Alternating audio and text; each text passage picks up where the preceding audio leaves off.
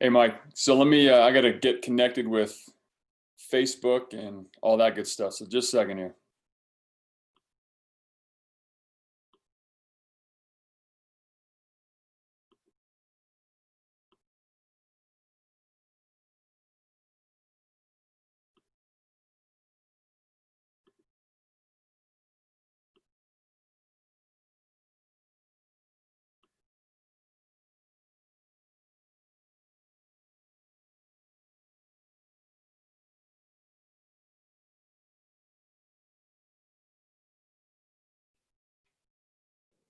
How's that? Can you hear me? I can hear you. Yep. I don't know if you can still see me or hear me. I'm in Facebook right now, getting this all dialed in. Yeah, I can see you. All right. Okay. You have to be a scientist to figure this stuff out anymore. Right. It's one of my least favorite things about being a catching guy is all the tech stuff that I have to deal with. Yeah, right. Well, that's cool. Now, where are you now? You're in the Midwest? Actually, I'm in Reno, Nevada. Oh, very cool. Yeah. Dude, you want to laugh. I played there years ago, 91. Really? I played in Bakersfield in 1991. Yeah, it used to be an independent, I think it was independent team in 91. So, yeah, I remember playing at the old stadium there. Pretty funny. That was Moana Stadium. I remember that game because we faced a left-handed knuckleballer. How about that? Yeah, it's pretty funny. Shit sticks in your mind, and it's funny because you remember the weirdest things. But yeah, I remember. And then of course after the game, everybody wanted to go either gamble or eat, because it was Stardust and everything. We were like going to the buffet. It was like a big treat for us. That's funny. Yeah, so that was that the Reno Silver Sox back then? That was the team? Absolutely. Yeah, that was I couldn't remember the name, but the Cal League back then was pretty good. We had some really good ball players, and it was the first year of high desert. The Padres were there. And man, I mean, the wind blew out of that place like crazy. I mean, that was actually a breakthrough year for me because I had 29 home runs that year. Yeah. And it was, that was the year where the Dodgers were like, we're going to give you a couple hundred, 300 at bats and see what you can do. So fortunately I was able to get with a good, in a good league with a good team and had a good year. And then after that, it just started taking off. Yeah. The ball flew out of there for sure. And a lot of home runs were hit at that stadium, including me. We actually got to play our state championship tournament there back in '90. So I left for college right before you got there, and hit a couple across the street on the buildings across the street back then. So yeah, San Bernardino too. They were the Mariners, and I think I had a grand slam there. But yeah, it was a good year. I enjoyed it. It was. And being in California as a kid, it was fun. On days off, we were close enough to LA. So if we had a day off, we'd go down to Hollywood and try to get into trouble. So it was pretty fun. Right. So Italy now though, yeah? Yeah, it's a long story. I did this thing a few years ago. There was a soccer team. I wanted to get into a different business. I mean, my family's in the car business, and then I really wanted to get into the sports business. I went to the World Cup in 2014 in Brazil, and I thought it was great. And I put together a group of guys, and we were trying to raise some money to maybe buy a small team to try to move it up the ranks because they have promotion relegation over here. And it was an interesting plan. There was a plan, but we had some bad people, and we just got off to a bad start, and we just couldn't get out of the mud. And it was just one of those things to where the only good thing that came out of it was about halfway through the first year, my wife was like, let's just put our kids in school over there and do the real European experience.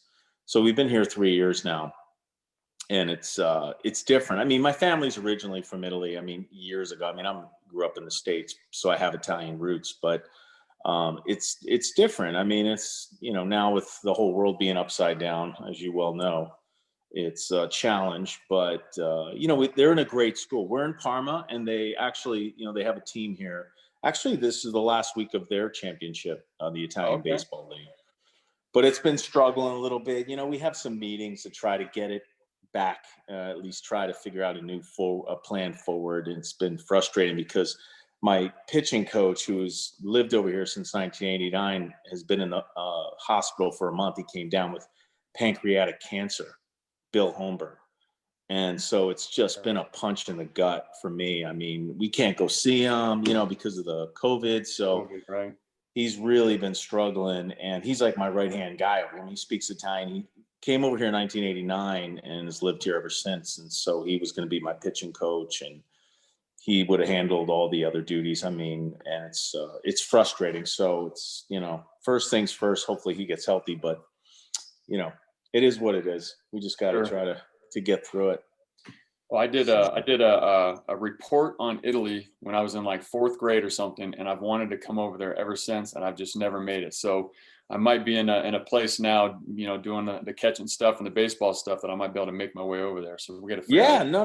Let me know. Keep in touch, because there's various groups that come over here to help, and it's a little disconnected at times. I mean, the FIBS, which is the Federation of Italian Baseball Softball, is pretty much the governing body of baseball over here. I mean, they're actually funded by the Olympic Committee, and the softball team is actually qualified for the Olympics. So that's why when the Olympics were canceled, it really was frustrating, because the girls softball had a few years where they were bad, but now they're doing very well. But the baseball, obviously, I coached over here since 2009, and we won 2 European championships. It was a lot of fun. And Bill was my right-hand guy. And then I took a few years off because I was doing other things, and I tried to do the soccer team. And now it's just basically, taking care of our kids and trying to get situated because of the whole COVID thing. And hopefully the world gets back on track. Sometime we go back to normal, Yeah, you guys traveling. were one of the hardest hit countries, I think, right? Well, yeah, they were hit pretty hard because basically you have an older population here that heavily smoked. And so when the virus came, it would really hit the older population hard. And originally, when they were trying to do the lockdown, people were going out, because they were saying, oh, no one has to work and you have to stay home. But people were going out, and it spread that way. So they made a lot of mistakes, and now they're trying to sort of stop the second wave. But, it's like anything. I mean, it's weird. I mean, my friend had it in Miami, and he said he had 3 days. He didn't feel good, and he was fine. Another friend had it. He said he really felt like he had the flu. Another guy had it. He said he didn't feel anything. So, I mean, I don't want to get political, but it's really tough to judge. Really, I'm sure it affects people in different ways, but I'm a little bit against now shutting down the whole country. I mean, I think people need to take care of themselves and social distance and things like that. But I mean, it's like, at a point we got to say, okay, we got to live with this thing, in my opinion. No, absolutely. And yeah, definitely, that's not the route I wanted our talk to take at all. I was it's like anything. I mean, these are my opinions, so whatever, it's not a big deal. But Sure. Ultimately, look, it's good that now we know how to take care of ourselves. But for me, life has to kind of go on. We have to try to move on. But so let's get into some questions, man. I mean, yeah, for sure. So first of all, I appreciate you even agreeing to come on and talk shop with me. Yeah. It's pretty exciting for me and my followers. When I put it out there to them that you said you would, they were really excited. Shot me all kinds of questions. I don't want to take up too much of your time. I know it's late over there. Oh. So I really wanted to focus on, like I said, catching side of things. Sure. And this whole conversation came up because you had commented on one of my posts about Johnny Roseboro and the blocking thing and leading with your mitt. Yeah. The body will follow kind of thing. So, I'll just start off with just getting your thoughts and opinions and what you were taught. I do want to talk about the changes in the game that are going on. Sure. Not necessarily like the tech and the data and the analytics and all that, but like in particular, the position of catcher and like the new receiving techniques and that kind of stuff. So, and since I brought up blocking, we can just start there. I know you said, Johnny Roseboro said about leading with your mitt and the body will follow. Like, what else did he teach you or another coach teach you that just the fundamentals of blocking, how to be the best blocking catcher you could be. Is there, like when I teach catching at my camps and I teach blocking, or all the skills, I have what I call my big three. So like my three most important things for each skill. And then all of our drills and exercises revolve around those three things. So in my opinion, with kids, which I work with most of the time now, Sure. Mindset is super important with blocking, because they're still, depending on the age and experience level, there's still a fear of the ball hitting them. And so obviously I'm always real with them and honest and say, hey, you could do everything right and it's still going to hurt. It's just it's the life of a catcher. That's my hashtag. So again, I'm kind of babbling here, but what, in your opinion, what would you say, or what did you learn of like the most important things to be a good blocking catcher? Anticipation, what? Well, blocking is something, and to be clear and to digress just a little, I had a unique perspective because I was a converted catcher. When I signed with the Dodgers, obviously I wasn't coming up through the college ranks as a catcher. And it was an interesting scenario. They had just signed Henry Rodriguez and Eric Karros, and they basically said, you're not going to play first base. I was a first baseman in junior college. So they said, you better figure something out. And they said, have you ever caught? We threw the idea around. Obviously, they sort of checked out my arm strength, and they said, look, if you want to do it, it's going to be a lot of work, but we'll help you. We'll teach you. I went to instructional league, and my first two catching coaches were Kevin Kennedy and Johnny Roseborough. God rest his soul. He's a wonderful man, and he has stories about Josh Gibson and Roy Campanella. And so it was amazing. And, he had a unique style. We would work on some things, but he would just sit back and he'd smoke a cigarette. He'd go, babe, he goes, my only piece of advice is 50,000 people in the stands. Don't let them see you throw it in the center field. So he was more like, come a lot. And it always stuck me every time I airmail one into center field. I said, damn it, Rosie, you don't see this. But yeah, getting back to the blocking thing. Well, first off, I'm a little bit of a larger catcher. It's stature. So I'm, 6'2", 220, 225 when I played. And so I think you kind of have to work in what your body type is. I mean, for example, Pudge Rodriguez was shorter than me, so he was able to do a little bit different technique. What I did was I basically because again, I'm 6'2", and I learned from another catcher named Joe Ferguson. And Joe Ferguson is very famous because he was catching when Henry Aaron hit his record-breaking 715th home run in Atlanta. And Joe Ferguson was a converted catcher, and he was 6'5", so he was huge. So he basically told me that I would point my feet a little bit, we would say duck feet, which would be open. So my knees would never kind of collapse in because I had long legs. So I had to kind of go this way and kind of go that way. Now, shorter guys are able to do more of a standard stance and then sort of kick the feet out and move. And if I caught a lot of games, I had to obviously I was tired at times, so I had to conserve my energy. So I had to use a technique for me that I could kind of move laterally, because right in front of you just drop down and kind of close. Sure. And if you had to move laterally, obviously if a guy has a hard curveball and you're going this way, you have to kind of shift and get your leg that way, and vice versa to the left side if the lefty has a hard cutter or a hard slider. But generally, getting back, another point which I want to say is, you talk about hurting. Yeah, it is going to hurt, but I always equate it to this way, that you have to try to stay soft. Like in your mind, it's like if you throw the ball against a brick wall, obviously it's going to go a further distance than if you throw it into a pillow. So it sounds very rudimentary and very childish, but believe it or not, I would think you have to be a pillow. You have to be soft. And if you stay soft, you'll be able to be quicker, because if you start to sort of like you're going to hit something or someone's going to hit you, you start to tense up, your muscles tighten up, and you won't be able to shift. You won't be able to be loose. And I know it takes training. It does. And so for me, but the thing I mentioned about the glove, which I want to be very important, that when you do turn the glove, the body does follow the glove. I mean, it's impossible to block when I see the drills when guys are not using any hands or arms. I don't really like that, because Johnny used to tell me that you could block the ball with the glove too. It's almost like what would be like a goalie type of thing, and you turn it over. Obviously, you're not trying to catch the ball, but sometimes the ball will stick in there. So use your glove. I'm not saying that you're trying to pick it. If it's a real wild pitch out there and you want to just do a crazy, give it a shot and hope you catch it, that's another thing. But relax, try to think pillow, especially with kids. And I always used to try to keep my face off too, because it sounds weird when you have the mask on and a lot of kids are blinking, especially when they're starting to catch. And Mark Cressy, who was unbelievable, if you read my book, we worked a lot in spring training. He used to say, believe it or not, just drop your jaw like this. And when you are in batting practice and the guys are hitting the ball, it'll stop you from sort of, clenching up or tightening up. So, I mean, it's just, these are little keys and they sound very childish, but they work. I mean, and for me, it really worked. I was like always, and another thing too, I mean, believe it or not, I would never, when I had my face off, it kind of started to flow down. I'd always want to be soft because it's going to hurt anyway. Sure. And if you're tight, it's going to hurt more. So Absolutely. it's just a little bit of a mental training thing.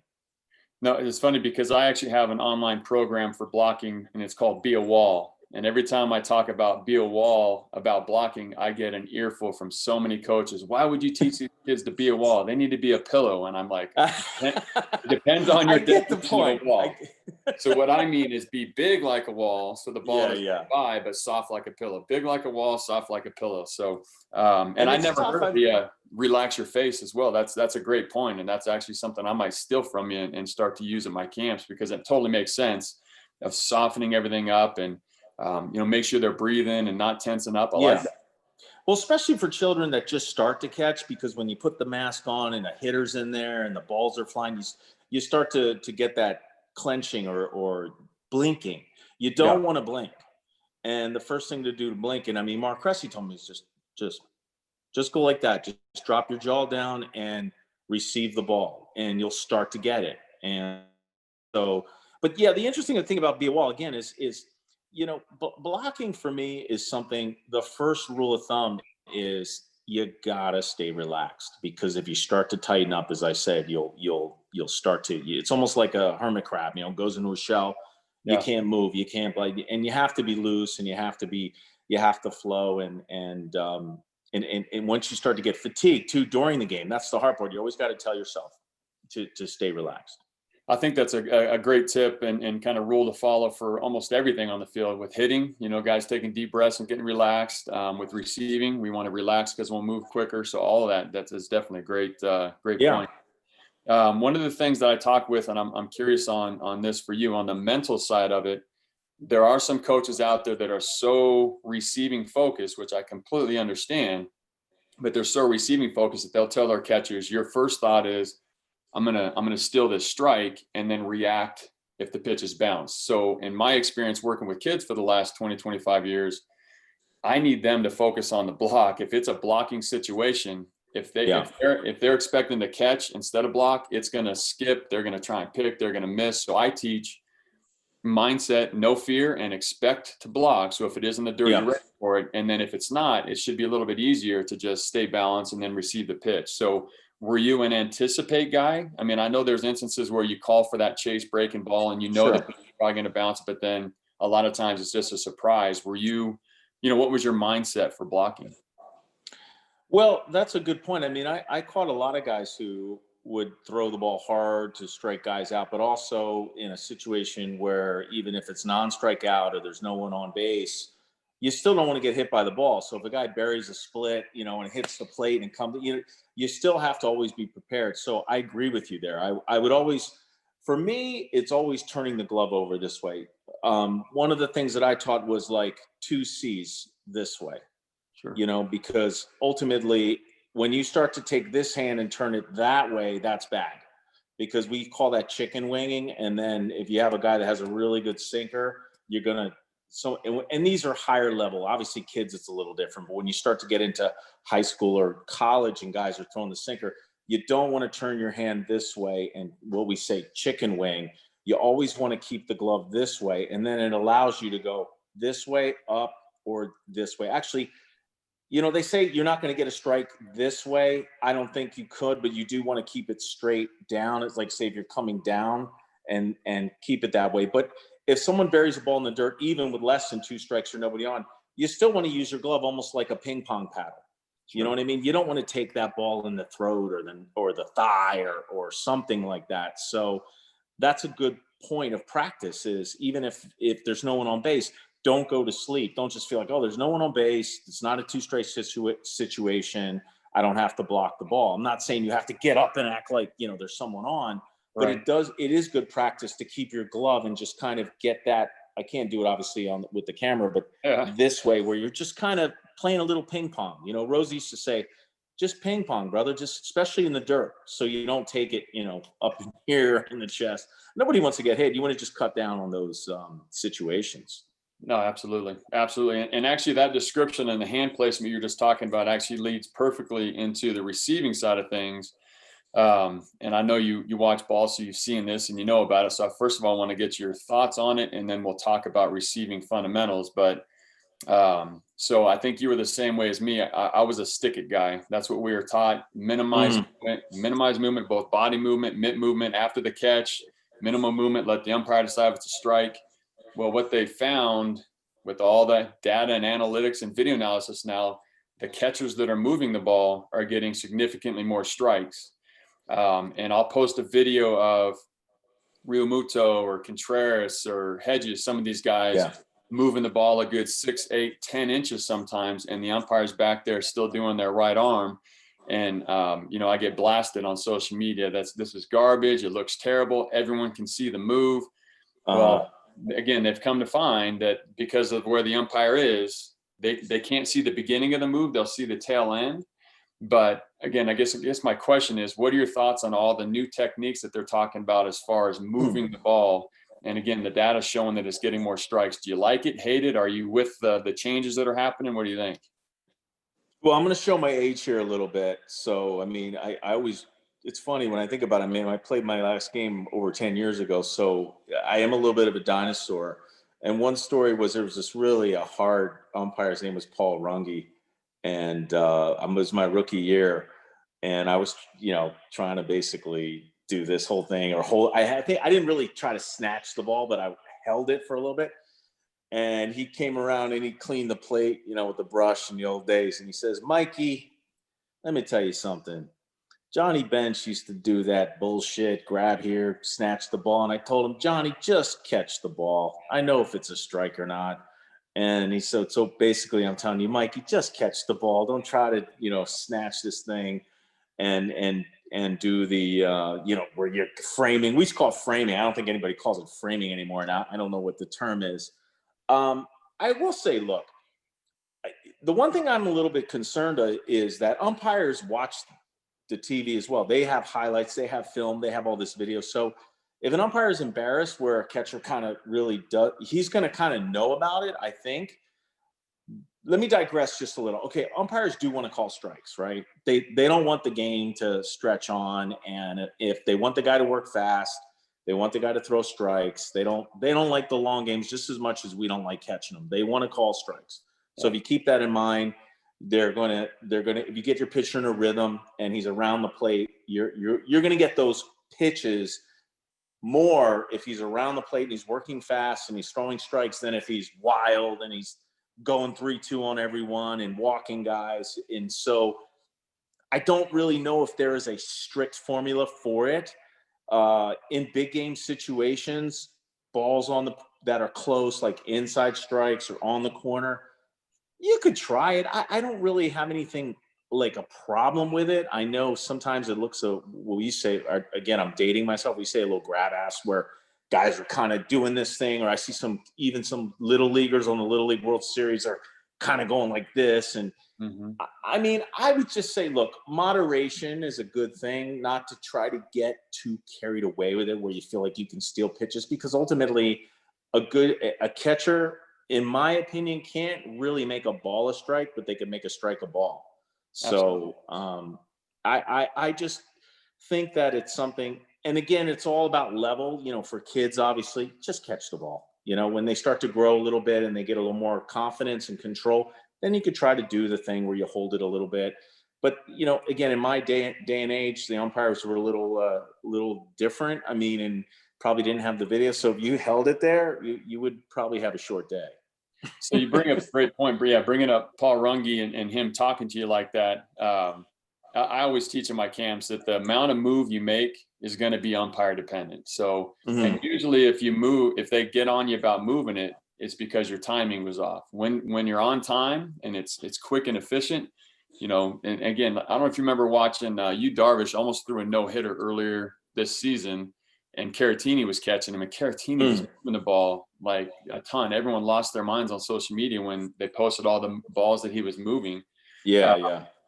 So with the center field camera view and slow motion replay, everyone can see the move. From behind, the umpire, again, can only really see the tail end of it. And if they do see too much of the move, you either went too far or your timing was off, kind of thing.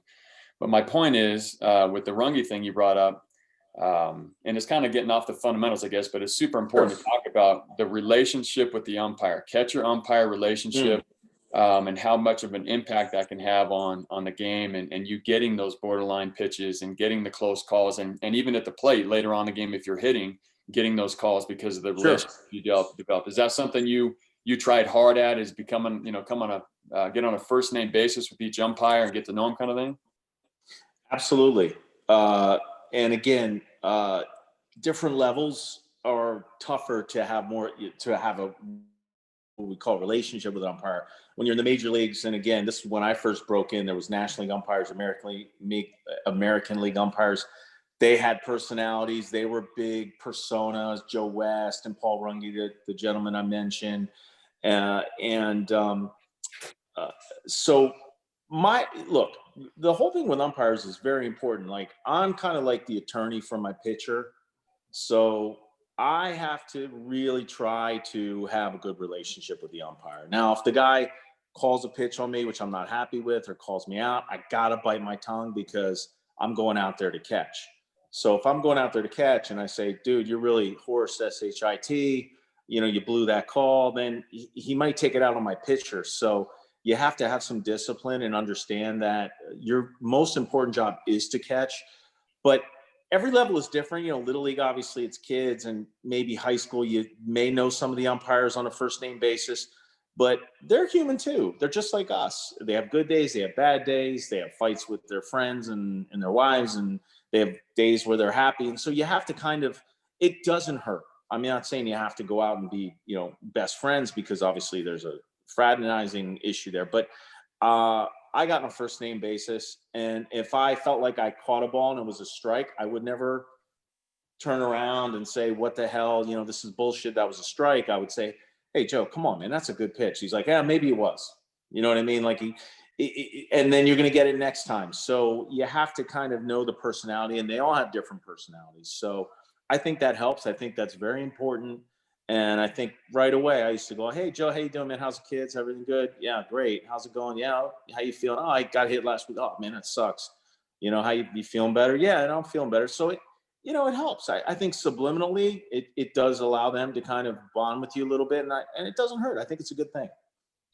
Cool. No, that's definitely something I talk about at all my events is I actually encourage the kids, and you kind of mentioned this is kind of a little bit different on the level, but it's a little awkward for a young man to go up and introduce himself to a grown man and shake their hand and try and get on a first name basis with them. I said it takes practice just like anything else, but that's perfect what you said there with the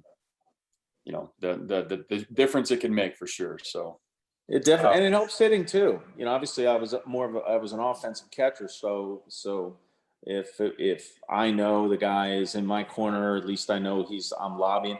And many times as well, for example, if there was a pitch as a hitter I wouldn't complain about when I could have, he's like, hey, Mike, I screwed that one up. Thanks for not saying something too. So it helps. It really does. And sometimes you lose your temper, but you gotta control it. We're all human, No, absolutely. Yeah. If it's one after another, it starts to get a little bit frustrating. Sure. Back to the receiving side of things, I wanted to talk about, because you had started to talk about hand position. And I was taught the same exact thing that you said, and now they're starting to teach a little bit different. And again, I'm just going to talk about it and kind of get your thoughts on it. So you talked about the chicken wing. So you may have noticed, like if you watch like a Real Muto and Mitch Garver, and not everyone does this, but there are several catchers starting to do it. They're starting to go thumb down and rest their mitt on the ground in a backhand position with that elbow somewhat elevated. And what they're finding is this is actually opening up the pocket more to the pitch, to the ball, versus trying to stay here and stay square on that down and into a righty. They're actually starting to teach this, and it's nearly impossible to not get thumbed, right? I mean, you just hope it's not a Noah Syndergaard or a Blake Trinan throwing 100 with that movement, right? But they found that going backhand style on that down and in is allowing them to be safer on the thumb. And then also it's what they're saying is a more efficient move. It's just one move to snap it back up into the strike zone versus going this way, turning your mitt thumb up, receiving the pitch, and then trying to rotate it back. So we're going that supination, pronation kind of move. Yeah. It's just backhand and snap. And again, I was taught the same way you were, but now they're changing that technique, style, whatever you want to call it. And I don't know if you have any thoughts on that, if you think it's, good, garbage, if you've ever tried it, but what are your thoughts on the new backhand technique, you could say, that a lot of catchers are using? Well, look, I mean, it's probably a little easier to do that with a right-hander who just doesn't have a hard sinker. Sure. I got to tell you, just from all my experience, if I have a Syndergaard who's throwing a two-seamer and I start to do that, man, I don't know. I think I would be missing a thumb. I don't know. Now, again, I've been out of the game a little bit, so I don't know if the gloves are being made different. I don't know if there's new sort of devices that you can do to sort of protect your thumb. I used to tape my thumb up and actually put a piece of what would you put in hot water and you mold it. It's that plastic stuff, because I just didn't want that thumb to get banged. Sure. If the right-hander, if the ball is moving constantly to your right, you could probably get away with that, in my opinion. But if the ball is coming this way, like Al Leiter, there's no way I could do that. Al Leiter with his cutter.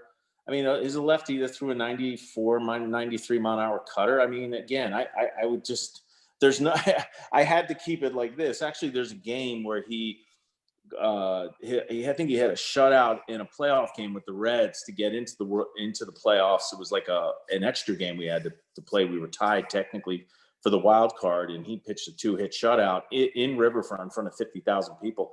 And it just shows me kind of going like this on all those pitches, kind of holding it right here, because he had an electric slider. I mean, guys were just swinging through it. I mean, the best they can do is hit a rocket and kill the third base coach or some lady down the third base sign, because they couldn't keep it fair. He was unbelievable, and he threw a hard curveball too, and I was holding it there. So, look, maybe if the pitcher just doesn't throw that two-seamer or doesn't throw that one that goes back, maybe you can get away with it. But again, I find it very difficult.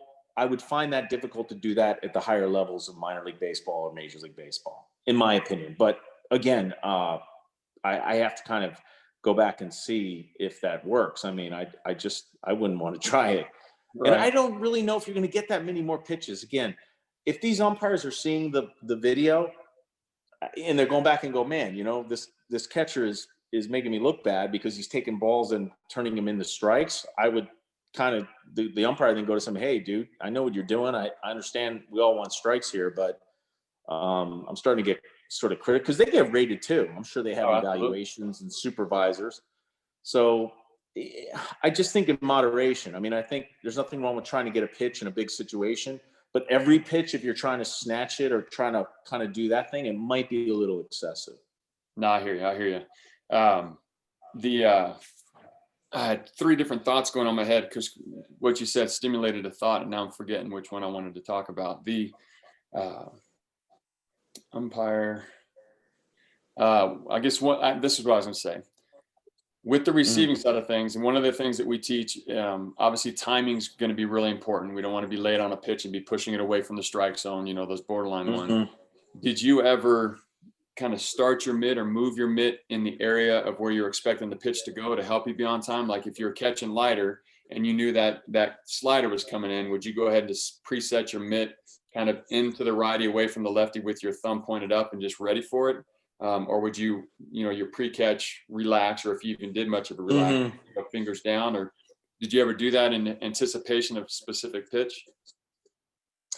Again, at the major league level, I would say more often than maybe amateur, high school, or you would probably know generally where the pitch will be. So yeah, I mean, you can anticipate a little bit, but then my sort of guard against that is if you go too much, you may again carry a good pitch out of the strike zone as well. I never really liked to do that. I knew, like I said, with an outlight or slider, that it was right-hander. It was just gonna go hard, get on in on his hands, and for it to be a strike, I just had to kind of hold it right there. So I didn't want to get it my glove too far here, because if he saw it as well, keep in mind as well, the pitcher is seeing the visual as of the glove. So when I would see guys too early putting the glove, I mean, Johnny Roseborough said, give him a target. Sure. He has eyes and he's looking for the target. So put the glove where you want the ball. And don't get too much into the preparation where you're just worried about catching the pitch. You're not really showing them where the ball should be, or the glove. The target is important as well. I'm a big target guy because, again, my rookie year, I caught Oral Hershiser and Kevin Gross, and I had a knuckleball, John Candiotti and Roger McDowell and Jim Gott. And then I went to the Mets and I had Al and Rick Reed and guys that, Turk Wendell, guys that were really, really solid pitchers. And I caught in 12 all-star games. So I caught the Maddoxes and the Smoltz and the Glavins and all these guys as well in the all-star games. So if I was doing something I always liked, and Hall of Famer Greg, he liked to target. He liked to target right there. There's a catcher I played against and with a little bit back in the early 90s named Charlie O'Brien. He was a really, really good catcher, and he had this small Mizuno glove, and I used to call like pliers. If you can go back and watch him catch a little bit, I really enjoyed the way he caught. He just kind of sat there and just kind of went like this. Yeah. He had a big, and he could throw too. He was actually a very good defensive catcher, and he just had a nice little, he caught a little bit for Toronto. He's a guy actually I think first started wearing the hockey mask, if I'm not mistaken. Yep, that was 96. Yeah, when he came out with he that. just had a really boom, boom, boom. He wasn't trying to do all this. Again, he's catching a Hall of Famer, so it's a little bit different situation.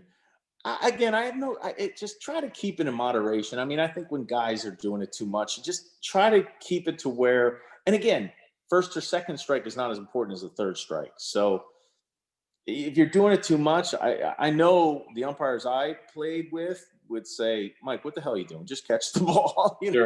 Sure. So, you just went through a list of pitchers you were able to catch. Obviously, amazing list. Some of those guys I would love to catch. Did you have, and not to put you on the spot, but did you have a favorite catcher or a favorite pitcher to catch? Did you have a least favorite? Like for me, I brought up Syndergaard. As good as he is, I don't know if I would enjoy catching him with that 100-mile-an-hour power sinker just thumbing me every other pitch kind of thing. So did you have a favorite pitcher and a least favorite pitcher to catch? Well, the least favorite is a guy who just couldn't throw a strike that day. So look, I caught some great guys again, Oral Hershiser and Tom Candiotti. I caught a knuckleballer my rookie year, and I think my second year. I don't know where he went after that, and he was unbelievable. He had an amazing knuckleball, and he had a curveball that he can drop on a 3-0 pitch for a strike, and he was unbelievable. Matter of fact, my rookie year was a funny story, and I never caught a knuckleball before, and I learned by watching Ron Karkovice, and how I caught a knuckleball was basically I would give the sign and literally just put the glove here. I would not give a target, because talk about chicken winging. Sure. I would just, I basically gave the sign and just put my glove here like this, and then would try to catch the ball this way. So we're playing the Giants, and the Giants had a great team in 1993, and we played 3 games in June at Candlestick Park, the old stadium, and the smallest crowd was 67,000 people. And Tom Candiotti was pitching on a Saturday or Sunday, and it was like 40-mile-an-hour winds. And he had bases loaded, no outs, and he had Barry Bonds, Matt Williams, and Robbie Thompson. So he calls me out to the mound. He says, hey, we're going to go all knuckleballs, all hard, no signs. And he struck out the side. And the last pitch hit me right in the throat, and it went straight down, and I picked it up and stepped on home plate.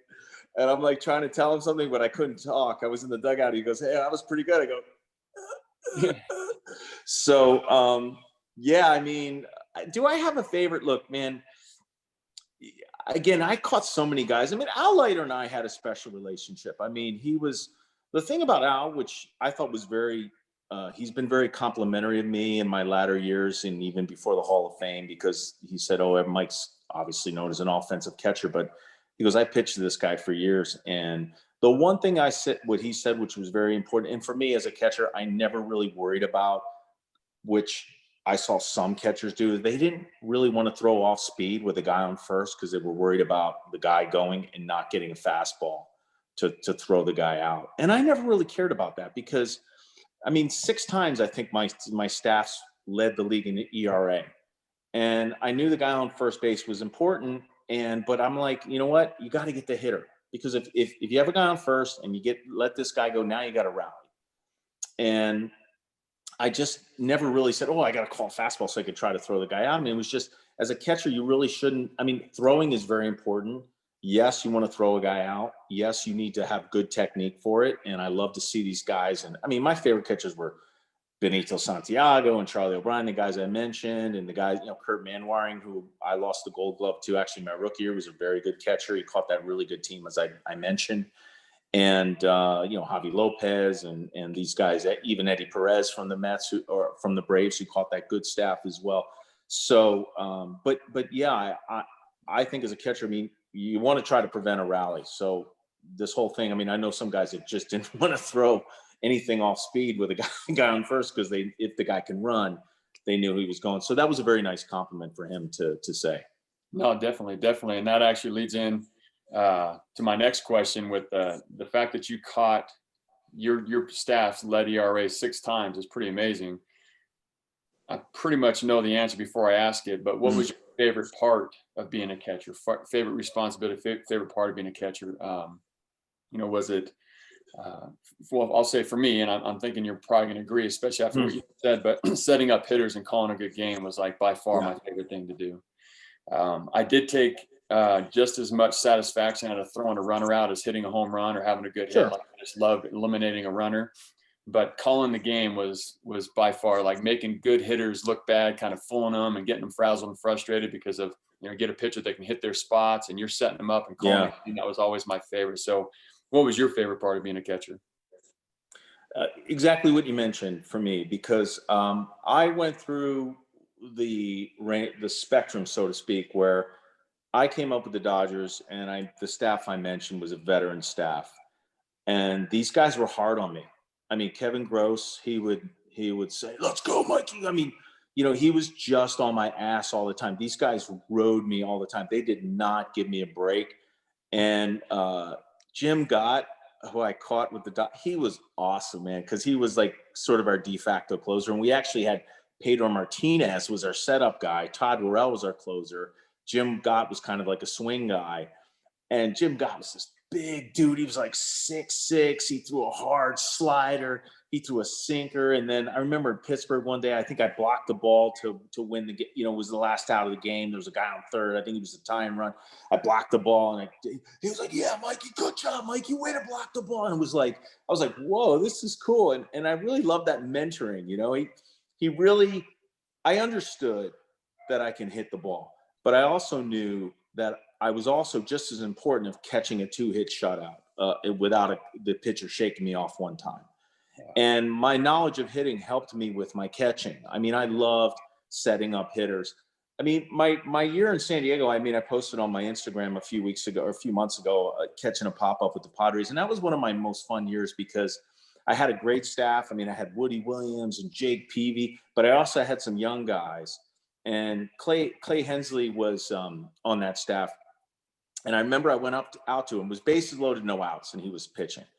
And I said, "Dude," I go, "here's the deal, right? We're in the major leagues. These guys are good. If you give up one run here, it's a great inning. Don't worry about striking everyone out. Don't come unglued." I said, "Let's just make good pitches. Maybe they'll get a run, and maybe we'll get a ground ball and get out of this thing." You know what? I said, "It's not what you're going to put on the pitch. It's what you're going to take off the pitch." He threw a little sinker, first type. Guy hit a ground ball, double play. Next guy popped up and he was like, man, you know, he looked at me. He was like, is it that easy? I go, it's not that easy, but we make it harder than it is. And so that full circle, when I started mentoring guys and I was talking to guys and I sort of was able to take them under my wing, was very satisfying. And it's an art and it's something, but that's why I really enjoy what you do. And you should be given a lot of props for that, because it's a special job. It's a job that is, again, I always say that, you know, none of the credit, all the blame. So, you know, when a guy pitches a no-hitter, you know, it's nice. I was like, it was funny. And I talked about that San Diego year. So Chris Young, I was catching Chris Young, and he was with this tall guy. He didn't throw that hard, but we had a perfect game against Pittsburgh and San Diego going into the 9th inning, and we got the first out. And they pitch hit Joe Randa, and we were throwing this 2-1 slider for a strike the whole game. And he throws a 2-1 slider, and I catch it, and the umpire calls it a ball, and I just went, shit. I go, dude, I go, what the hell? I go, come on, man. It's got a perfect game. And I went the ball back. So it was 3-1, and I threw a curve fastball, and he took it deep. And we lost the no-hitter, the shutout, and the perfect game. All on one pitch. And I was thinking, you know, I'm going to get a Rolex here, because I read these things about, you know, pitchers who pitch a no-hitter to their catcher. I was like thinking, I already had my Rolex picked out. And but I was fortunate to catch 2 no-hitters, and that was fun too. I mean, I caught Ramon Martinez in 95, I think, in Dodger Stadium against the Marlins, and then Hideo Nomo's no-hitter at Coors Field, which was unbelievable experience for me. How hard was it catching his splitter? That thing would. He was nasty.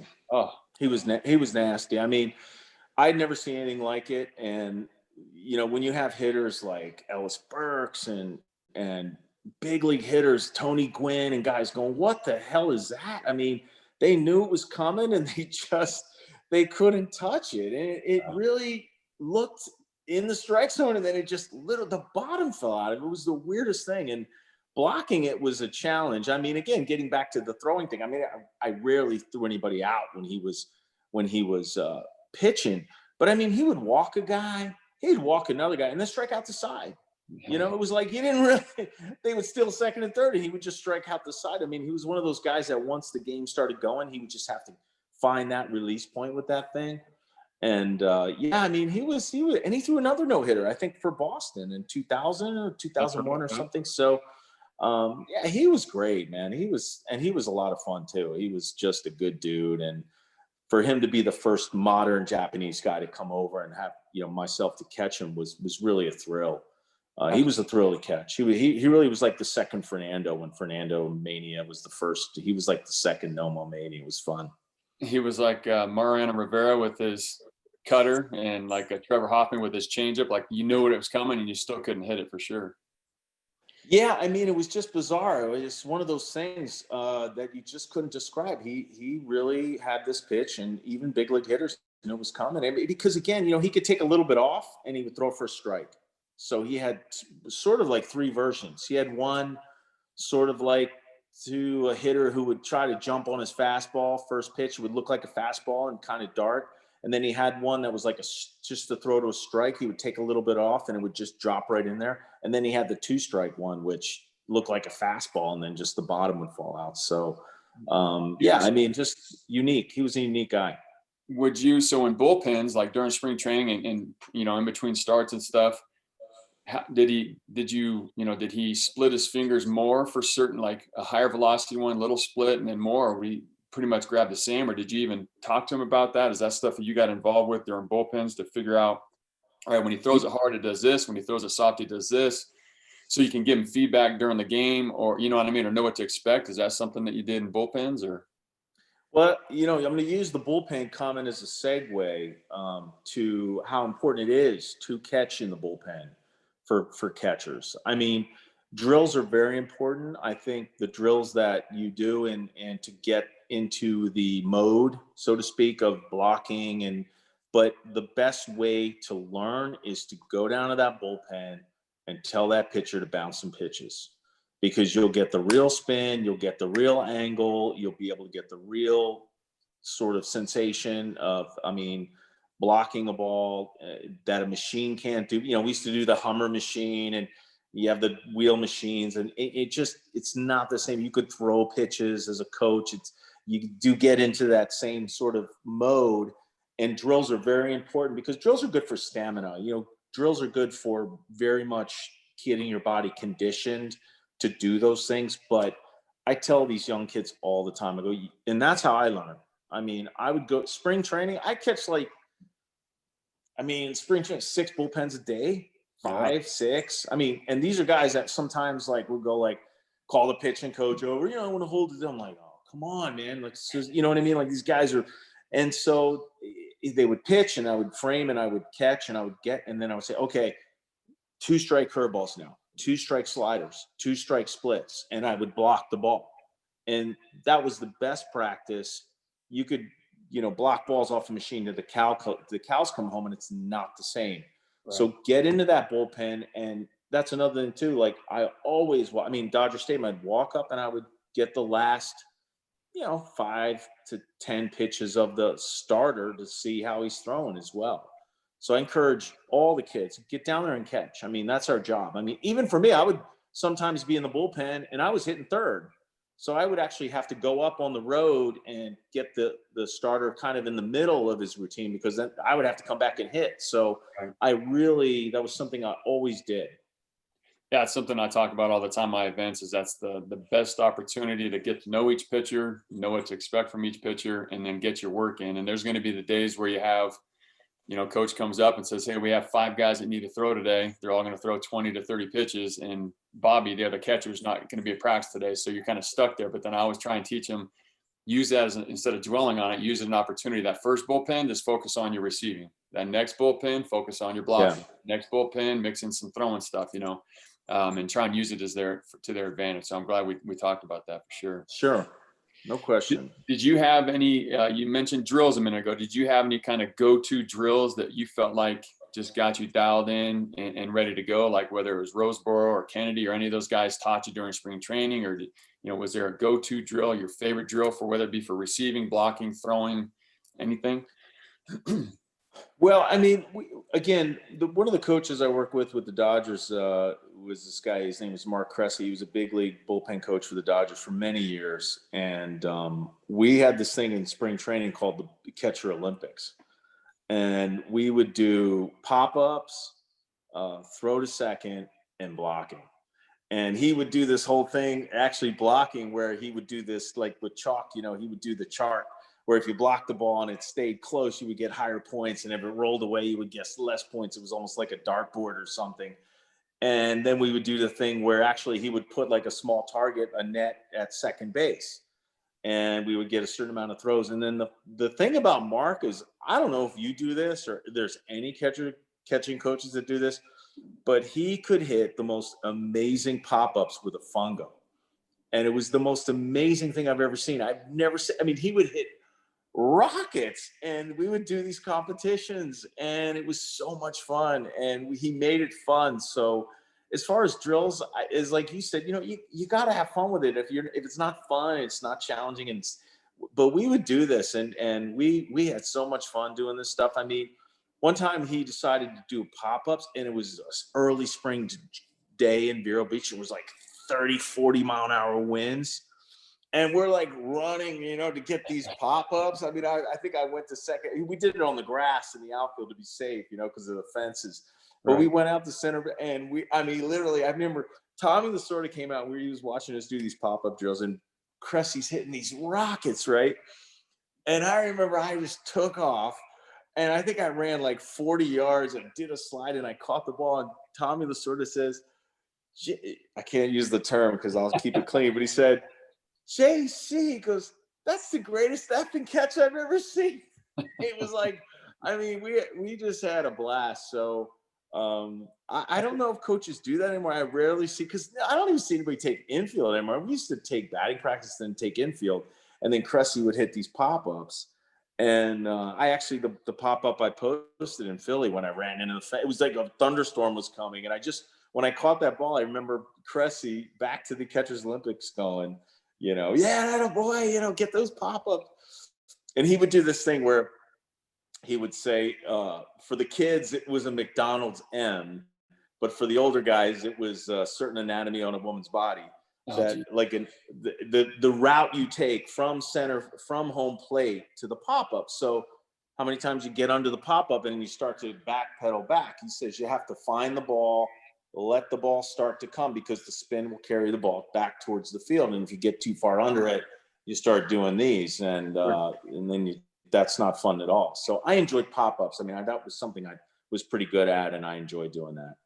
I mean, you bring up a good point for any of my coaches that are followers that are listening, is anytime the coach can make it fun, turn it into a competition, make it fun, you get that competitiveness, a little more focus, a little more effort out of the catchers. Absolutely. A constant drill, serious, make it fun, make it a little contest, and it changes everything, changing that atmosphere. So that's an awesome point. Yeah, and then we used to get, I mean, I see guys like, I couldn't believe it, guys that would catch the ball like this, guys that would like do like this, almost like catch it behind their back. I was like, man, I'll do that. I'll probably take it right on top of the head, you know? So yeah, I mean, of course you want to stay with the basic fundamentals that we're trying to work on. But at the end, if you want to have some fun and guys do that, it really is something important. And especially with kids too. I mean, we would do these drills and do games and have points, and you know, I think that's cool too. If you're doing blocking, especially, you can do that where you have it like a dartboard, where closer you keep the ball and you get it in front, you get 5 points. If it gets a little further, 3 points, and 2 or 1 or whatever, and so on and so forth. So that's something, as you mentioned, that because it is a position that, you know, we, as you said, we do so many drills. You got to find a way to make it light and keep it challenging and interesting as well.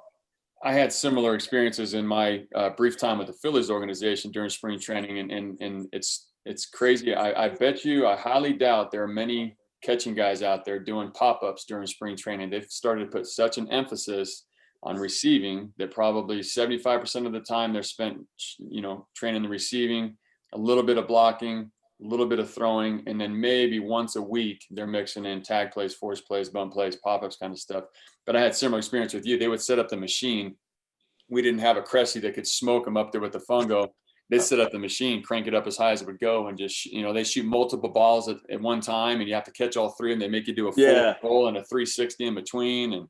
But we had the a blast. Hummer machine, right? Crank it up to 7, like, like, oh, here we go.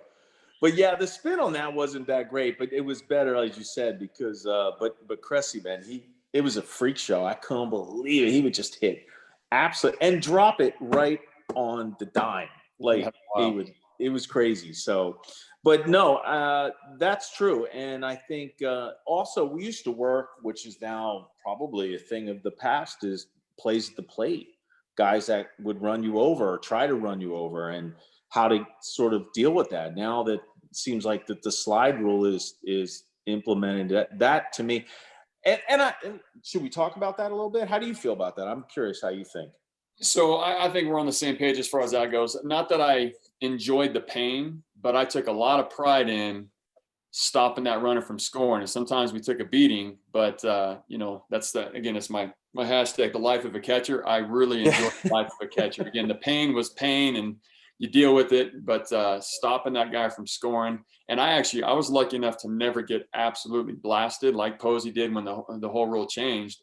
But I had my share of collisions, and I was one of those guys, personality wise, that I actually enjoyed the contact and up in that runner kind of thing. So the fact that they changed the rule, I understand why they did it, but I'd prefer it still be what I consider, you know, real baseball, real old school baseball. I don't like the changes that they call me old school, call me a traditionalist, whatever. I wish they still had the collisions, and even out of second base too, turning two. I think that was such a just exciting, cool part of the game, you know? Yeah. And let's be clear though. I think there's a definite, in my opinion, there's a definite distinction between a guy who is coming in and you leave him no choice but to try to knock the ball out or knock you over, and a guy who's kind of trying to take you out and make you a trophy. Sure. So I think the problem is that how do you differentiate between a guy who, you know, I got the ball, I'm in the line, he's trying to knock, you know, basically he has no choice but to try to knock me or knock the ball loose or try to score that way. or a guy who's just going to try to hit a catcher for the sake of hitting catcher because he's trying to be cool or thinks he can, hurt someone. And I think the rule is, I think the situation is pretty clear. A few times in my career, I felt like a couple of guys were really dirty. I mean, there was a play that Michael Tucker actually, before the All-Star break in '98, when I first got to the Mets, I mean, it was unbelievable. We brought the infield in, we brought the outfield in. It was a short pop-up, and he tried to score, and it surprised our infielder, and he kind of threw it. He short-hopped me. I caught the ball. He waffled me, but he came in with both spikes and landed basically in my thighs and ripped my pants and cut my thigh with his spikes. And the umpire called him safe. It was actually Angel Hernandez called him safe. If you could dig up that play, it's a pretty interesting play. But I thought that was a very dirty play. I thought it was like, okay, it's one thing if he's coming in to knock me. That's one thing. If he would have knocked me, I just would have rolled. But he came in with both spikes high and kind of landed on me with his spikes. I thought it was very, very a dirty play. And I told him about it. But as far as the Posey play, I thought the guy was probably a little bit too aggressive. I think he was trying to hit him. But let's be fair. I mean, Posey was just in a bad position. He got his knee under him, and it was in a bad position, and somehow he got tangled up, and it blew out his knee. And that's bad, and no one wants to see that. So I do think there was probably a little bit of blame on both sides there. And I think the umpire could see that. Like, if a guy's just coming in to hit you and there's no play, you could throw the guy out of the game. You can fine him. You can do what you want to do. I always thought the umpires could kind of see a little more latitude. I would give them a little bit more latitude on that. But again, coming up with the Dodgers, I mean, Mike Scioscia was the guy who he was the guy that pioneered blocking the plate. I mean, he had a big body, and he would literally sit on the plate. And I think the Montreal Expos actually launched a grievance with the league, basically, because three guys came in, and he would sit on the plate, and he would actually not have the ball. They would slide into him and stop, and they would catch the ball and tag him out. So he was obviously the guy who was the pioneer in blocking the play, and he had a rather large body, so he could do that. No, absolutely. And I'm right there with you with the, if I'm a step in front of home plate and getting ready for the ball and I'm not in your way, then just slide. Do it. You slide out to the side and everything. So if you're coming out clobbering me when there's no play, so I'm 100% with you on that. There's a line to be drawn between, like you say, playing hard and playing the game right and playing dirty. And that used to drive me nuts when I'd see. We actually had a catcher. This is when I was in the minor leagues. He got clobbered twice. He had one, he tore his ACL, and the next time he got back, I think he did his ankle first. He busted his ankle on a play where he never should have been slammed into. Healed up, came back, and then tore his ACL on another one where he was completely out of the way. So just bad luck for him. But I totally get what you're saying. And there's some videos out there that are that infuriate me every time. People, obviously, my followers will share videos. Have you seen this one? Have you seen this one? What do you think about this? And there's one in particular, I think it was at the college level, where the catcher was not even close to blocking the plate. And the guy hit him so hard, I think it knocked them both out. So I just wanted to be drawn. Yeah. Because as a runner, you're like, your only goal is to score, right? Yeah. So if the catcher's going up to catch the ball, or he's off to the side and he gives you a little bit of the plate, because I would always give the runner a sight of the plate. I would never park on the plate without the ball. I mean, that's suicide. That's stupid. I remember one time too, Benito Santiago, who I loved the guy. I was a fan. I think it was either a rundown, and I caught the ball, and he came in high, and I took his earring off. It was like, literally, I took his helmet, and he goes, "Hey man, what the hell?" And I go, "Dude, well, what do you want me to do? I'm not gonna sit here and let you waffle me." I mean, I usually don't like catchers to hit other catchers. There's a little bit of a code there. Yeah. But of course, I wasn't going to let him just kind of waffle me as well. And then, part of it too is preparation. I mean, like Brian Jordan, the guy played football at the University of Richmond. So if he was on second base and I know the outfielder doesn't have a good arm, I'm not just going to sit there and get waffled for no reason, especially if it's early in the game and I know I can hit a home run later on to change the game. So it does take away a little bit of the situation. If it's a game winning run, okay, knock the shit out of me. You know, it is what it is. I got to try and stop the game, stop the run. So I think every situation was different back then. And I think it was more about preparation. And again, as a runner, like you said, if a runner is dirty, that's not cool. I mean, it just makes no sense. I mean, for what? You're going to waffle a guy. You're not going to score the run, or you're just trying to hurt a guy, or basically look cool, or put someone on your mantle. So it didn't really make a lot of sense to me. I've said that several times where, you know, we're basically sitting ducks there. You're running at full speed, and then you go back to the dugout and high five and, you know, think you're a cool guy. No, you're not a cool guy. You're an asshole for doing that. It's you should. Yeah. And honestly, game for that. And also too, if a guy's not looking, like you said, if a catcher's out here like this, you probably have an easy sort of slide to score. Yeah. So yeah, I mean, I could see the point, but you know, I don't think it's coming back. So we could talk about the good old days. So I'm looking at the clock, and again, I said right at the beginning, I'm loving talking shop. I don't want to take too much of your time. It's getting late. No, I'm cool. But a couple other things that I wanted to touch on. One, obviously, well, obviously you're aware of this. I know a lot of my followers are aware of this. You have a pretty unique story, right? Being a 62nd round pick, this made it to the Hall of Fame.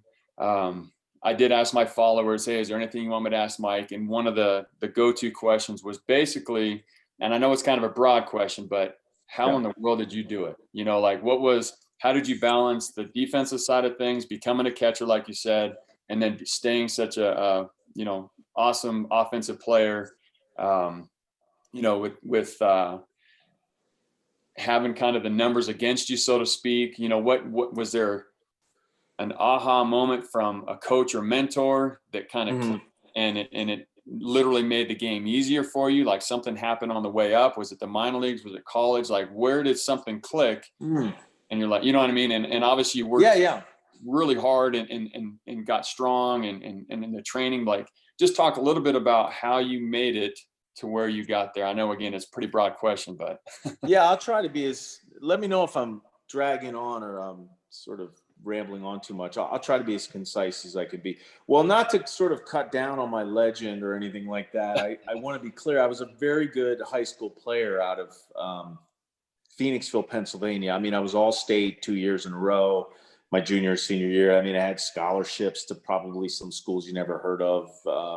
Well, I shouldn't say that. I mean, decent schools like Old Dominion and Penn State and northern schools and a few southern schools, a few schools in North Carolina, maybe not the largest schools, maybe D2 or whatever the situation. I don't know now. Again, obviously when I played, it was different.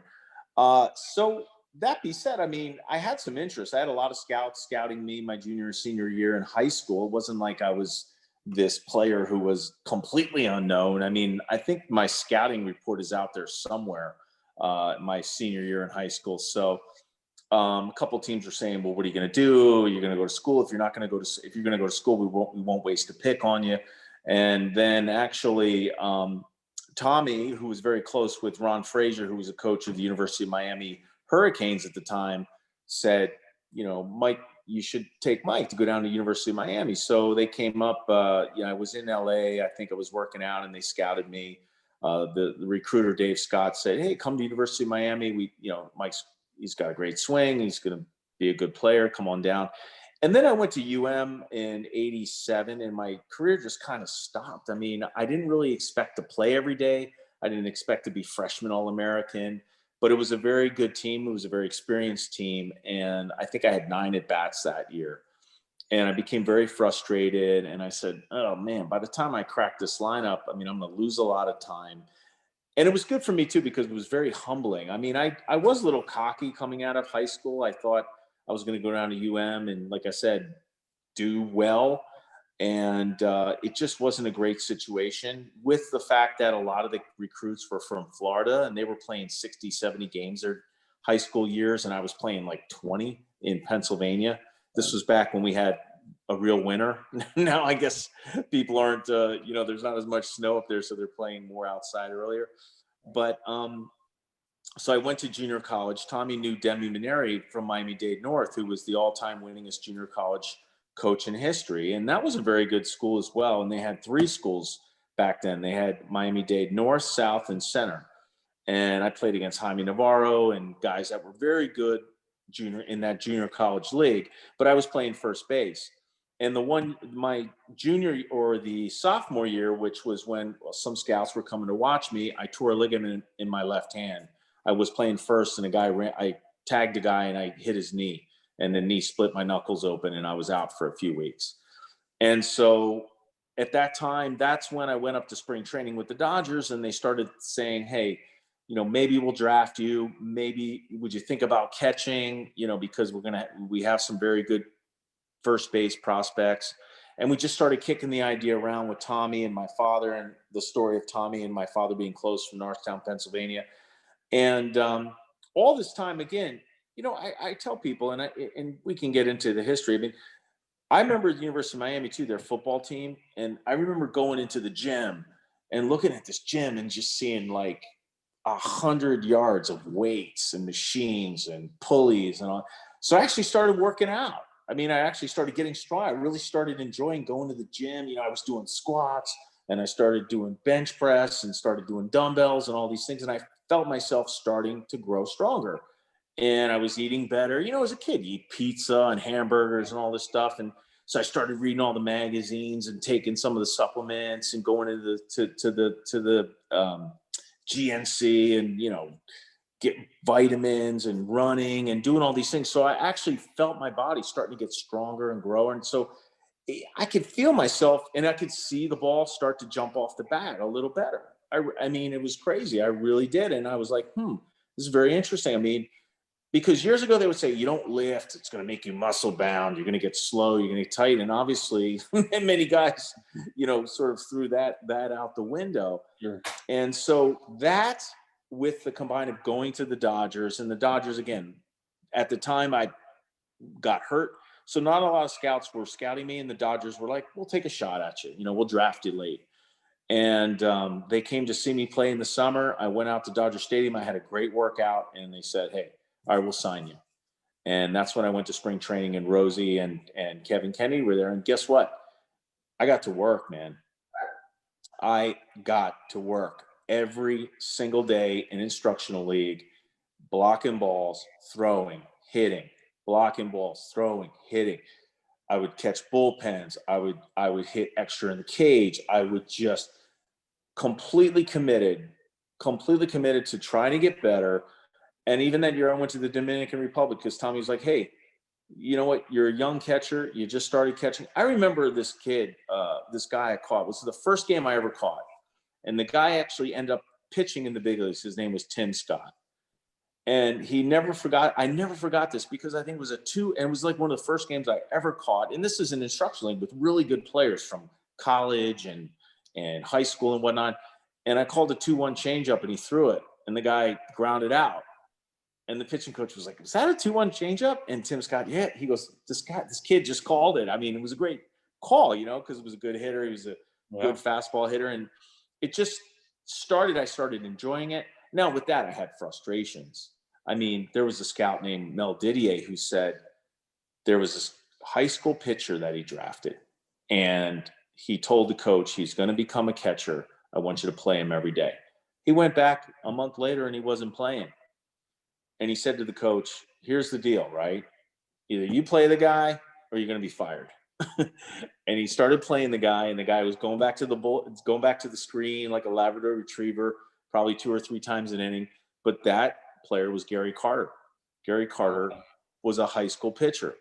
And Mel Didier was with the Dodgers, a scout with the Dodgers. And that's when I went to A-ball, and he told Tom Byers, my manager, the same thing. He told him that story. He goes, catch this kid. This kid can catch. He can hit. He just needs to play. And so the year we had talked about when we first logged on was in Bakersfield, and they said, hey, we're going to give you 300 at bats. I hit 29 home runs, started really getting more confidence catching. I went to Mexico that year. Actually, Raul Cano, who was the general manager of Mexicali Águilas in the Mexican League, came up to scout 2 players in the lineup in the Bakersfield Dodgers, and he went to the Dodgers because I want Piazza.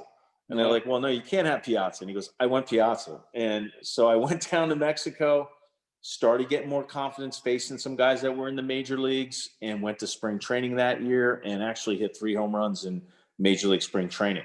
And it was the expansion draft. So the Marlins and the Rockies, I had to be protected on the 40-man roster. So I went to big league spring training. And I went to big league spring training and hit 3 home runs. I hit a pinch hit grand slam against the Mets and Paul Gibson. And I remember I hit the grand slam. It was early. I think it was like 4th inning because the pitcher was only throwing a couple of innings. The base was loaded. I hit a home run off this guy. And then they go, get down to the bullpen and start blocking. You know, you're going to be our catcher in a few years. So it was pretty funny. So it was just a lot of perseverance, a lot of hard work, a lot of great coaching, a lot of praying to God, and a little bit of luck, man. You know, if you do the right things and you're in the right place at the right time and you believe in yourself and you have people believing in you, a little luck doesn't hurt. You're going to be luckier because you're going to be positive. I mean, Tommy Lasorda was a classic. You know, he's just turned, I think, 93. And he would have these expressions, and he would say, attitude plus aptitude equals altitude. Your attitude is so important, and your ability to learn is aptitude. Aptitude is taking what you teach, taking what you learn, and putting it into practice equals altitude. That means you'll fly. So, you know, it was just good timing, being in the right place at the right time, but also seizing that opportunity. And catching was, when I was a kid, right, when you were young, what do they say? Fastest way to the big leagues is catching, left-handed pitching. And they were right. For me. I say it all the time at my camps. You know, I have this great talk at the end of my camp, and I say about work ethic and the importance of work ethic. And I always put it this way: when you feel like you've worked enough, work some more, right? Yeah. And that's what I try and explain to them. And you can let me know if I'm off on this, but I think I'm pretty accurate. The difference between the guys who make it to the big leagues and the guys who don't is work ethic, the amount of time they put in, the ability to deal with failure, because they're facing whether you're on the offensive side or defensive side, you're facing the best of the best, and there's going to be some failure involved. And then the ability to make adjustments. So adjusting to, you know, situations, whether it be physically or mentally, but those 3 things, in my opinion, are the difference makers. And I don't know if Yeah. Well, but also to kind of refine your first point just a little bit on work ethic, because it's very important, but also work smart. And they say practice makes perfect. No, perfect practice makes perfect. Sure. So you could kind of add that. You can be doing something wrong and doing it all day, and you're not going to make any progress. So you have to find what works well for you, what will allow you to get the most production out of your body, your skills, and refine that. And know when also to rest. I mean, other things. Talk about Joe Ferguson. I'll never forget this, right? He said to me, and I wasn't knew a lot about physiology or the body or whatnot, but he said, when you start getting in those dog days of summer as a catcher, he goes, you got to go out early and run about 12 to 15 wind sprints. And I said, what do you mean? He's like, you want to keep those fast twitch muscle fibers firing in your thighs. And I would refine that. So sometimes I would go out and shag in center field for early batting practice, like if I had a night off or whatever, and I would just run after the ball, and it was like doing wind sprints. And he was right. He was right, because, you know, you have lactic acid and you get tired. And it was a tip that I never forgot. And it always worked well for me. And guess what? Yeah, I mean, even early, when you start to get into like May and June, obviously now, who knows what the season's going to look like now. But as you're catching every day, you have to keep those fast muscle twitch fibers firing. So running wind sprints is really, really good. And someone pointed it out that you see these defensive ends and stuff in football, and these bodies are like chiseled. It's like there's bricks in their stomachs. And are they running marathons? No. Are they riding the Tour de France? No. They're doing wind sprints. They're doing interval training, like fast, fast, fast. And they have like low body fat, and they're quick. I forget the guy, man. When I went on rehab one time, I was doing rehab and he was doing rehab. He was a football player from the Patriots. He was a defensive guy. And I watched him run on the track and I was blown away. I was completely blown away. I was like, holy crap, I can't believe how fast this guy was. And he was running, you could put a book on his head when he would run. And it was just, and I always use that sprinting as my preparation. So I think I've gone on a lot about it, but I think that's one thing that I learned. And if it works well for you, put it into practice and use it and never lose it.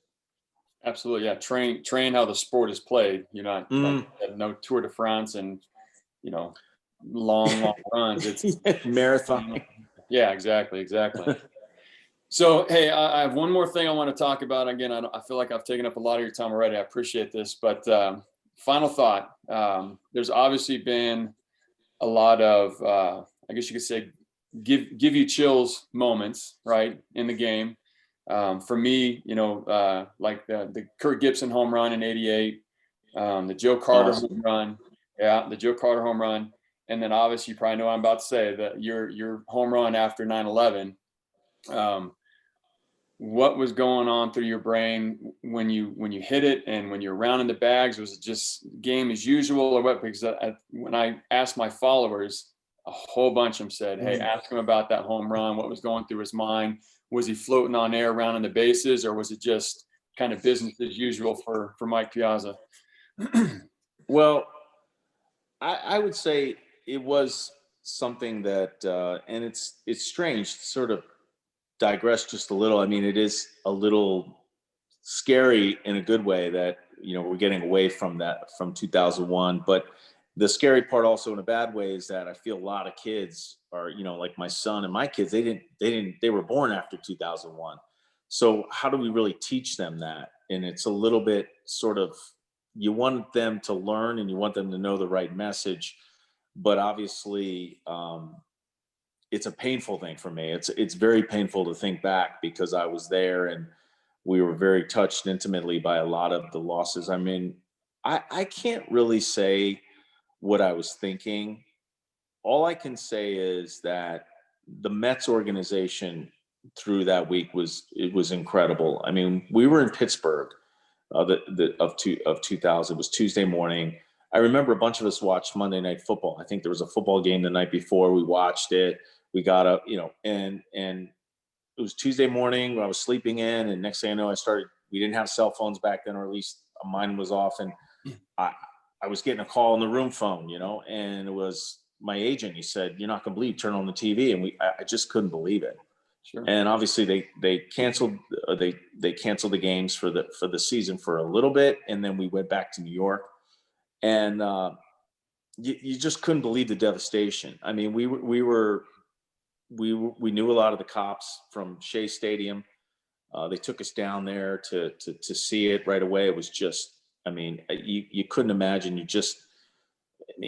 Out of the movies, it's something you just couldn't imagine. And so the Mets then basically had a meeting and said, look, we don't know when we're going to play. Obviously, we're going to work out and stay in shape, but you don't have to do anything, or you can do as much as you want. And everyone just looked at each other and said, hey, we want to help. We want to do what we can.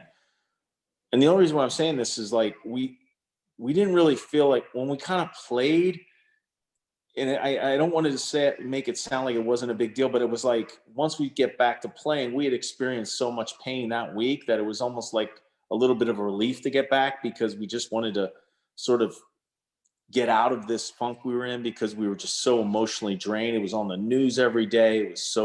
It was just so draining.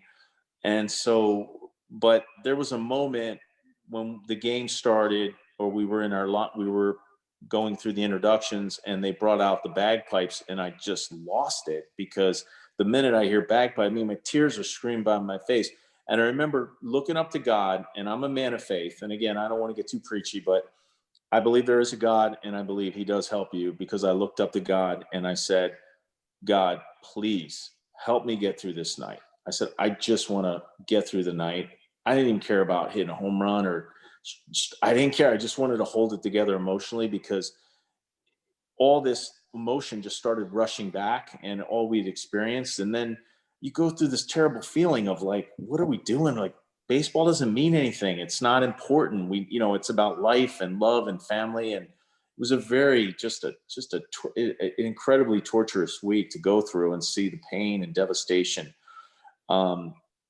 So where does this lead? I mean, when I just got to that moment, I just prayed. I felt everyone pulling for me, and it just happened. It really just happened. I mean, and I actually made an error in the game. I think that put us down. I think there was a play at the plate or something, and the ball jumped up, and it was a tough play, but I think I actually made an error. So I went from being, would have been the GOAT to the game to actually the hero. So just, I throw it up to God. I mean, I think I was in the right place at the right time, but a lot of people were pulling for me, and I felt it. And I just felt this euphoric energy come over me, and I just felt completely relaxed and complete in control. And, it was just something that I can't describe. I mean, I was just blessed to come through be in the right place at the right time and come through. That's some amazing like insight into that, because I think a lot of us as baseball fans just focus on the baseball side of it. Mike Piazza hit this home run, brought New York back to life, and all this, and all we see is the home run, and you ran on the bases. Man, there was a lot more to that. I didn't mean to necessarily bring up something so emotional for you. No, you know what I mean. But it makes sense. And again, as a baseball fan, we look at the home run, but for you, it was a whole bunch more. So that's pretty amazing story for sure. No, and it's so true. And I think I'll be honest. I mean, that changed my life. I mean, that week changed my life, and it made me more grounded. And what we do is fun, and what we do is important, and what we do is something that is, as I said, special. But there's nothing more special than your friends, your family, your relationships, and the pain, and seeing the people that lost loved ones, and the police and the firemen, and the acts of heroism they had done was very inspiring. And again, it's bit. I mean, I remember I went to the 9/11 museum last year, the year before, with my wife. My wife wanted to go, and I said, Alicia, I can't do this, man. This is just, it. Not that I didn't want to see it, but it's just so heavy for me. It's just so hard to see, and I'm not suppressing it. I'm still aware, but it's very, very difficult, because it's kind of like these images come back, and it's very painful, because we even after that 9/11, 9/21, and in the next year, we would always have an open door policy for police and firefighters. And they would always bring their families, and they would always come and be behind the ropes for batting practice. And we would take pictures and sign autographs and things like that. So yeah, it was, and it's still tough today, because again, I still meet people that obviously remember that week. And it's for New Yorkers, and being in New York, it was a tough week. It was tough for all of us, of course. So yeah, it's a little bit of it's a little bit of a tough memory, but I appreciate the fact that you bring it up, and that fans still today are inspired by that moment. It makes me, I'm very, very honored, but it is a little difficult, because I have to keep it in perspective. I still, to this day, I can't listen to that Lee Greenwood song, Proud to Be an American, without thinking about that day. And I still get emotional to this day. So I'm right there with you. Yeah. And again, I appreciate what you do. And I think you're doing a great thing, and carrying on the tradition of catching. And it's very special. And again, I could tell you this as a catcher, think about this, and it's a very special story. I remember when I got inducted to the Hall of Fame, and I was blessed, and went to did my speech, and this is a cool moment. So I'm sitting there, and I'm saying hi to family and friends, and doing my press, and Johnny Bench grabs me, and he goes, come here, kid. He goes, we're gonna go out to the veranda at the Otissaga Inn, and he's like, we're gonna have a cigar. And we sit in these rocking chairs, and him and I light up a stogie and get a whiskey. And we just started talking baseball. And I said, man, what was this like in the 76? He goes, oh yeah, we kicked their ass, man. It was just talking shop, talking baseball, with Johnny Bench. And that was the coolest thing, because he was, to me, I mean, as a catcher, he was the guy I think that really we should all sort of kind of have an homage to, because I think he took the position and really, I mean, there was great catchers before him, the Bill Dickeys and obviously Campanellas and these guys, Elston Howard and Rosie. I mean, Johnny Roseborough, the guy I was telling you about, he was unbelievable. And I tell the kids, look these guys up, man. Look up these stats. Look up what they accomplished. It's pretty special. So you have a lot to be proud of. And yeah, man, keep in touch. Any questions? There's not one technique, there's not one thing. It's like whatever works for you and get it done. That's what my dad always say. Just get it done. No, absolutely. So yeah, I appreciate that. And I'll definitely take you up on that. I think I'm going to figure out some way to get out to Italy and shake your hand and do a camp out there for the kids. That's going to be a goal of mine now. So yeah, we have a good catcher here in Italy. His name is Alberto Mineo, and he's actually from the north of Italy. Played a little bit with the Cubs. And now, obviously, with the minor leagues sort of contracting, I don't know what his future will be, but he's a really super cool kid. He's a left-hand hitting catcher. He's got a nice arm. He's got a little power. So he played a little bit in the States. And, look, I mean, I'd love to, definitely meet you one day. And, again, I love talking catching, man. There's so many. Catching's like the drummer in the band, You have the singers out here and the pitchers are like, but the catchers are like, yeah, just do this. What kind of glove do you use? And I love on your thing, because we talk shop and I remember talking about the glove.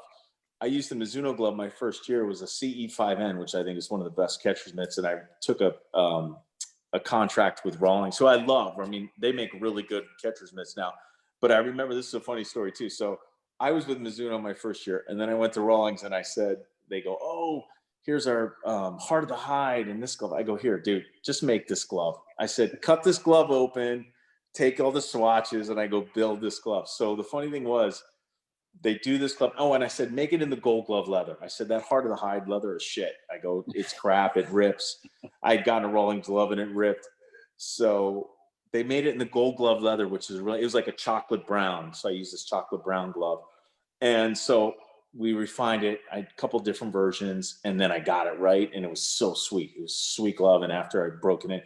So then like 2 years later, I see this big poster in a magazine. It said, Gold Glove catcher's mitt, in the model number is Game Glove of Sandy Alomar Jr. I was like, what? Wait, what? Exactly. I go, wasn't this my glove? So I went to Jim Hughes for Rawlings. I go, dude, what the hell? Isn't this my? He's like, game used glove of Sandy Alomar Jr. And I go to Sandy Alomar. I go, who told him how to build this glove? I go, I did. So it's funny. That's funny. That's a great story. I love these inside stories. I would have loved to have been a fly on the wall with some of the stories that Tommy has, being in the game so long. If you want to do an R-rated version, it would be fun. I tell people all the time, I did a book a few years ago, actually did really well. And I tell the parents, it's called Long Shot, but the language is salty. I wanted it to be authentic. Yeah. So a couple of parents were like, the language was a little, I was like, okay, proofread it first. Maybe, before you let your kids read it. It's not a great kiddie book. But I wanted it to be authentic. And we get together. I could tell you the R-rated version. Back in the day, there were some funny stories. We had a good time. We definitely didn't hold back. That's for sure. I'm sure. Well, hey, Mike, I don't want to take any more of your time. I appreciate it. I know it's getting late over there. Thank you so much for jumping on. And again, I'm gonna take you up on that. I'll be in touch for sure. Yeah, you got my WhatsApp now. So yeah, don't be a stranger and keep going, do what you do. And hopefully the world gets back to normal, and look forward to meeting you soon, man. God bless. God bless all you guys too.